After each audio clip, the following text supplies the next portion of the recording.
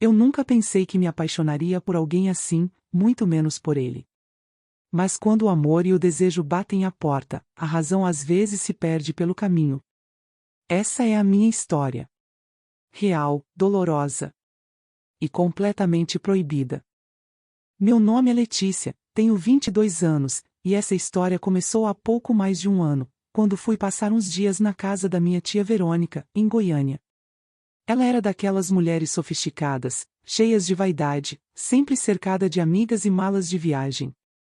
Ela era casada com o Roberto, um homem de 45 anos, sério, reservado, muito bem-sucedido, e completamente negligenciado. Lembro da primeira vez que o vi. Ele chegava do trabalho cansado, terno impecável, barba bem feita, olhos cansados, e quase sempre encontrava a casa vazia. Tia Verônica estava sempre em alguma viagem, spa ou evento com as amigas. Eu percebia os olhares dele. No começo, achei que era só coisa da minha cabeça. Mas tinha algo ali. Algo que queimava no silêncio. Era no jeito como ele me observava enquanto eu mexia no cabelo. No tempo que ele levava para responder qualquer coisa olhando dentro dos meus olhos. Como se buscasse, ali, um abrigo. Um alívio. Uma fuga. As conversas começaram leves, casuais. Mas, com o tempo, ganharam profundidade. Sorrisos demorados. Pausas carregadas de significado. Ele me ouvia de um jeito que ninguém nunca tinha ouvido.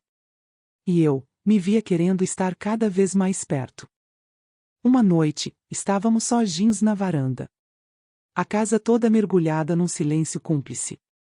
Ele me ofereceu uma taça de vinho. Um gesto simples. Mas o modo como seus dedos tocaram os meus quando entregou a taça, fez meu corpo inteiro reagir. A brisa era quente. O céu, escuro. E nossos olhares, acesos. Conversamos por horas. Sobre tudo.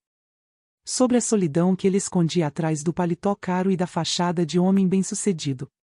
Sobre a ausência da esposa, que trocava jantares em casa por festas com as amigas em outros estados. Você é a única que realmente me ouve, Letícia. Ele disse, com a voz embargada e os olhos cravados nos meus. Nesse momento, senti meu coração bater mais forte, como se ele quisesse sair do peito e encontrar refúgio nos braços dele. Foi ali que algo dentro de mim se quebrou. Ou talvez, se revelasse. Depois daquela noite, tudo mudou. Os encontros se tornaram frequentes. Os olhares, mais intensos.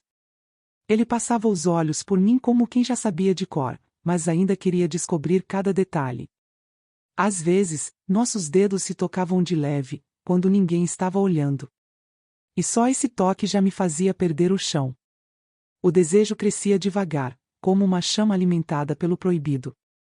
Até que, inevitavelmente, aconteceu. Não foi apenas um ato de carne. Foi alma. Foi urgência. Foi a carência dele encontrando a minha. Duas solidões que se entrelaçaram na noite, em lençóis marcados por tudo que a gente não podia ser em voz alta. Depois disso, cada encontro escondido parecia um capítulo de um livro que a gente não queria terminar. Beijos roubados atrás das portas. Toques rápidos, mas cheios de intenção. O coração disparando sempre que o telefone vibrava com uma mensagem dele. E enquanto minha tia postava fotos sorrindo em praias distantes, exibindo biquínis caros e taças de champanhe, eu estava ali. Vivendo um amor que não podia ser mostrado. Mas que era, em silêncio, tudo o que eu nunca tinha sentido. Eu sabia que era errado. Ele também.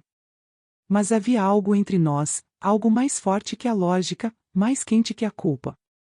Era como estar à beira de um precipício, e ainda assim desejar se jogar.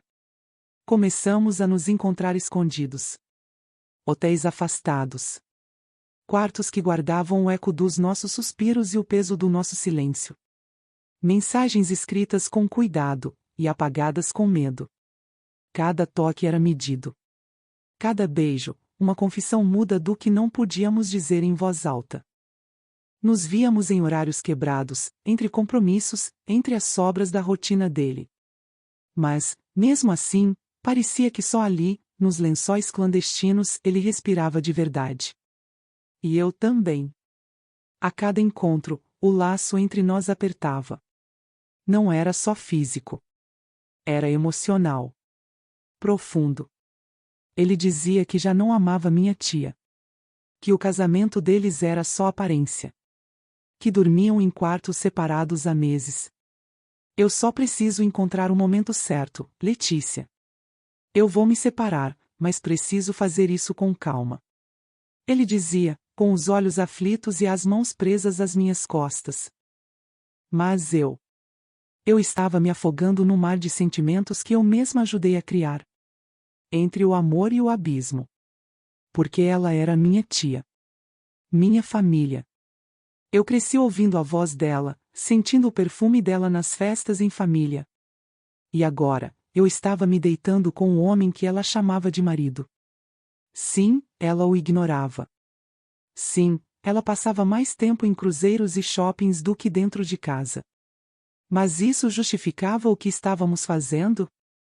Às vezes, depois de estarmos juntos, eu chorava sozinha.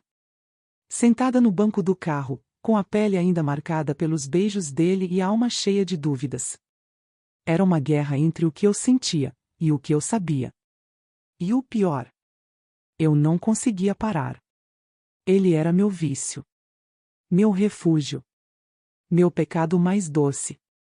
E cada vez que ele dizia, você me faz sentir vivo, uma parte minha se convencia de que aquilo era amor, mesmo que o mundo inteiro dissesse que era traição. Um dia, tudo veio à tona. Ela voltou de viagem antes do previsto. O voo adiantado, a mala pela metade, e o destino pronto para explodir. Ele estava no banho. O celular vibrou na mesa da sala. Uma notificação, meu nome. Uma mensagem curta. Te espero, amor, com um coração no final. Foi tudo o que ela precisou. O que veio depois foi o caos. Gritos. Choros sufocados. Portas batendo.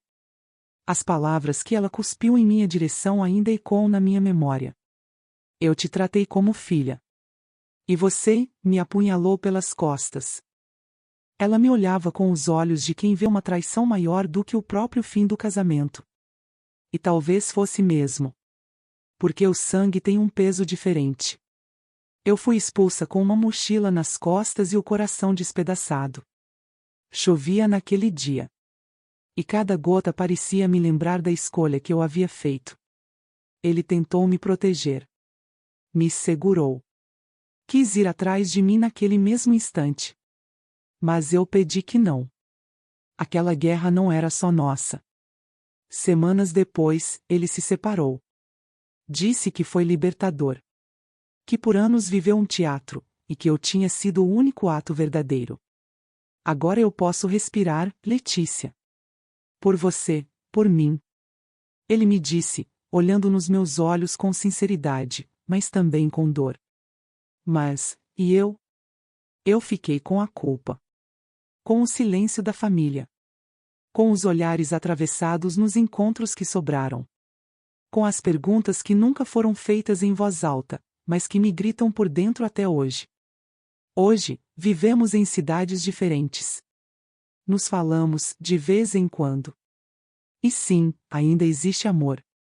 Mas um amor cheio de cicatrizes. Um amor que sangrou gente demais. A verdade é que, nunca mais foi como antes. Nos perdemos entre o que sentimos e o que custou sentir.